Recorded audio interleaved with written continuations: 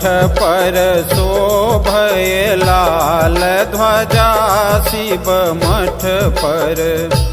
शिव मठ पर शोभय लाल ध्वजा शिव मठ पर लाल ध्वजा बजरंग ध्वजा हो लाल ध्वजा बजरंग ध्वजा शिव मठ पर शिव मठ पर शोभय लाल ध्वजा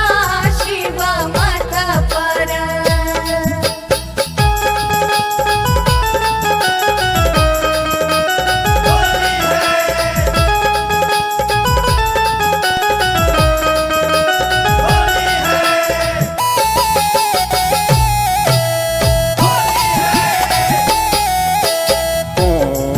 शिखर पर गौरी विराजति कौन शिखर पर गौरी विराजति कौन शिखर पर गौरी विराजति कौन शिखर पर गौरी विराजति कौन शिखर पर बम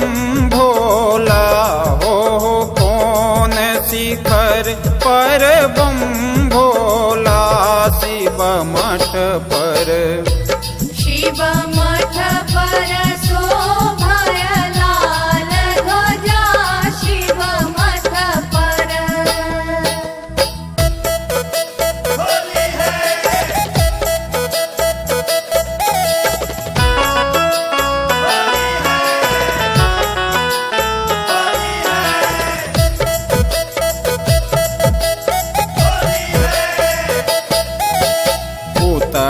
शिखर पर गौरी विराजति उत्तर शिखर पर गौरी विराजति उत्तर शिखर पर गौरी विराजति उत्तर शिखर पर गौरी विराजति दक्षिण शिखर पर बम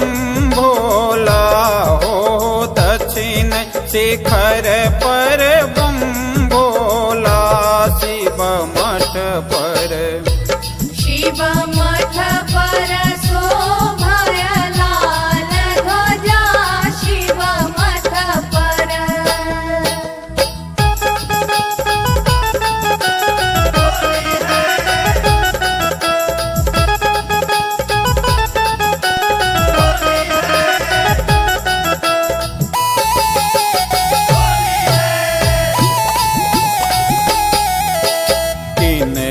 के हाथ कनक पिचकारी किनका के हाथ कनक पिचकारी किनका के हाथ कनक पिचकारी किनका के हाथ कनक पिचकारी किनका के हाथ भस्म झोरी हो किनका के हाथ भस्म झोरी शिव मठ पर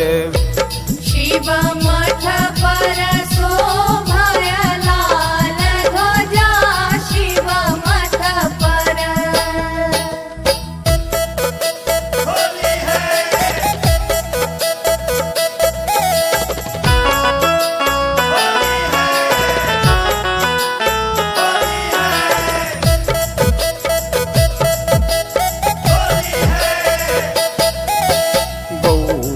के हाथ कनक पिचकारी गौरी के हाथ कनक पिचकारी गौरी के हाथ कनक पिचकारी गौरी के हाथ कनक पिचकारी भोला के हाथ भस्म झोरी ओहो भोला के हाथ भस्म